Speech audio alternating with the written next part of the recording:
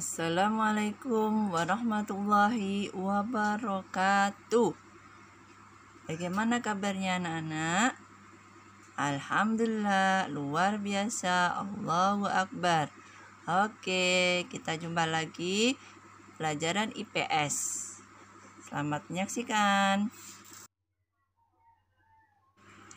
Ya, oke, kita belajar IPS tema 9 subtema 1. Letak wilayah Indonesia dan ketampakan alam di Indonesia.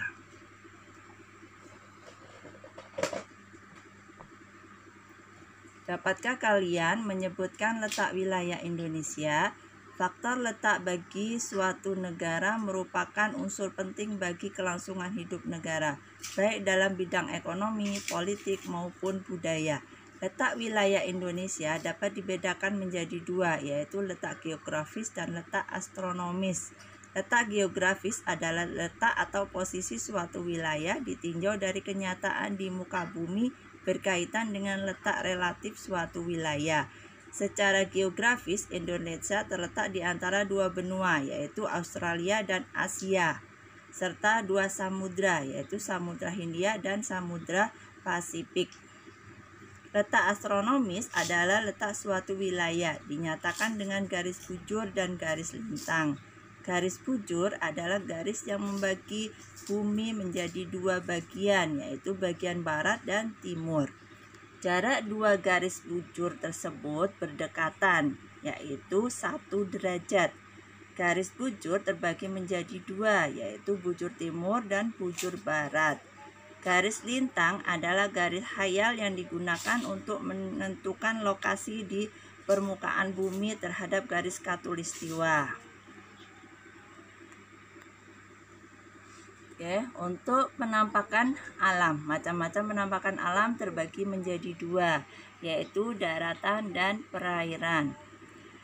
Penampakan alam daratan adalah bagian alam yang tidak tergenangi oleh air, berbentuk padat dan ditinggali oleh manusia atau hewan darat yang lainnya. Penampakan alam di sini adalah ada gunung. Gunung di sini adalah bagian permukaan bumi yang menjulang lebih tinggi dibandingkan daerah sekitarnya.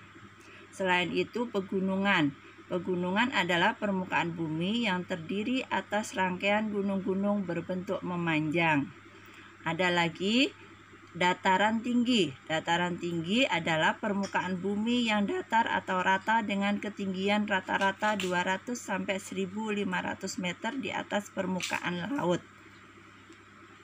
Dan yang lainnya yaitu dataran rendah. Dataran rendah adalah permukaan bumi yang datar atau rata dengan ketinggian antara 0 sampai 200 meter di atas permukaan air laut.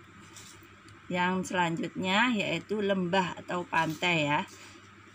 Adalah permukaan bumi berbentuk cekung yang dikelilingi oleh gunung atau bukit dan pegunungan atau perbukitan.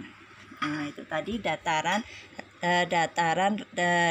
ketampakan alam daratan ya. Selanjutnya yaitu ketampakan alam perairan. Ketampakan alam perairan adalah bentang alam di permukaan bumi yang luas dan digenangi oleh air. Nah, contohnya ketampakan alam perairan adalah ada sungai.